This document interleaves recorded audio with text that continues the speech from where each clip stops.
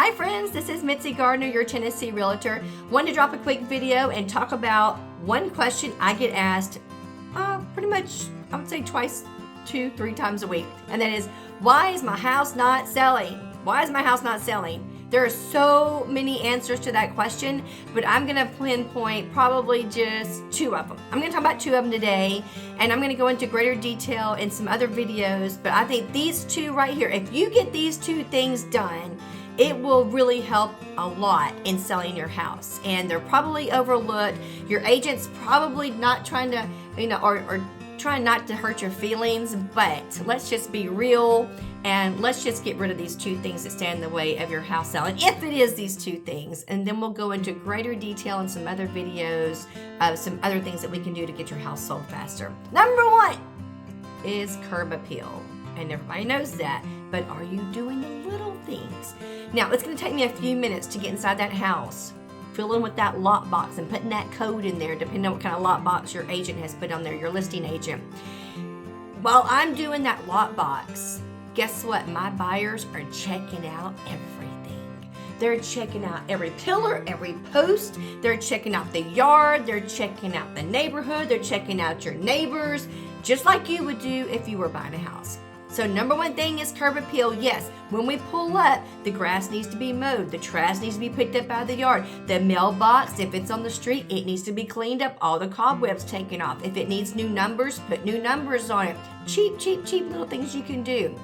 Then when we're walking up to the porch, make sure that the handrails and the little lattice work that maybe is under the porch, make sure it's not broken and torn up. The dog hasn't chewed a hole in it.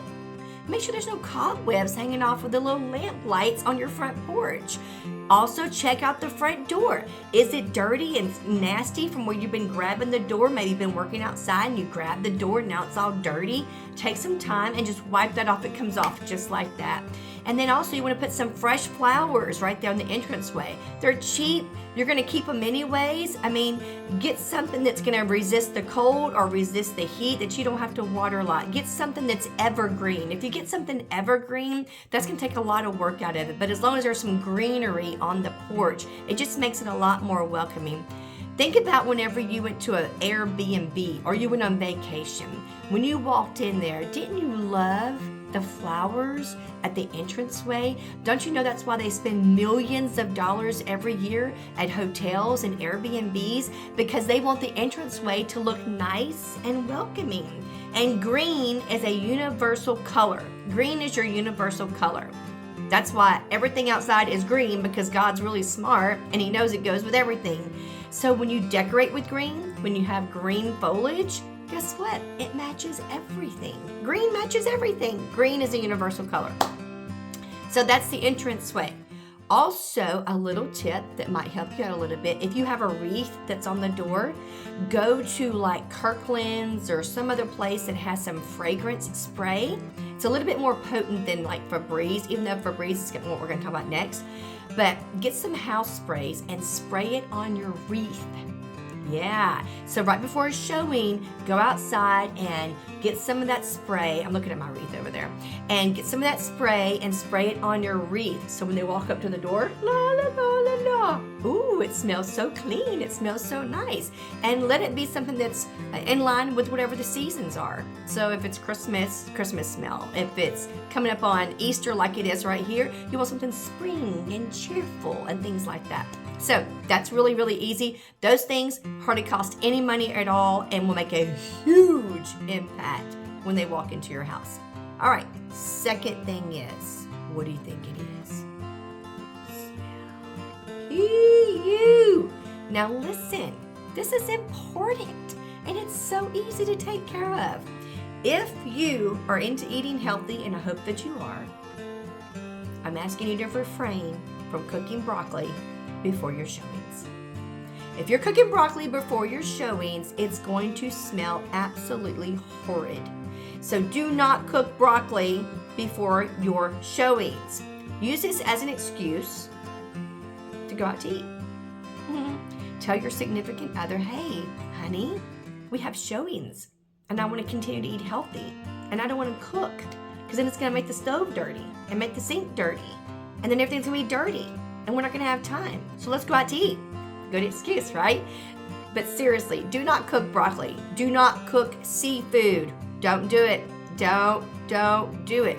Don't cook Brussels sprouts. Anything that's got a really high potent smell to it, refrain from doing that before showings. At least, I would say 4 hours. 4 hours. And if you just cannot resist, open your windows and let that stinky smell out. We don't want that to happen. So, with that said, 2 important things, and we're going to go into detail. Oh, I know what else I want to tell you. With your pets. Pets are another big smell. So I've been selling real estate for 22 years, and I've seen it all. When I tell you I've seen it all, I've seen it all. So I had this one lady, let me tell you a story. Had this one lady, precious lady, but completely nose blind, because she had, how many this year? 12 cats. 12 cats.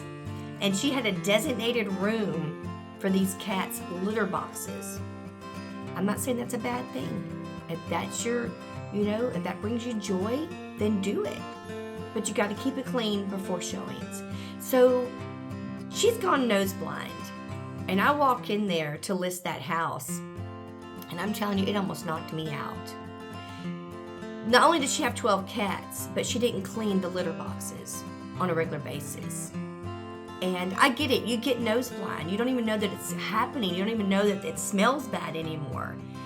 But keep in mind that your agent that you have, that is working for you, that you are paying good money to, they need to be brutally honest with you and let you know that you're gonna have to clean up after your pets.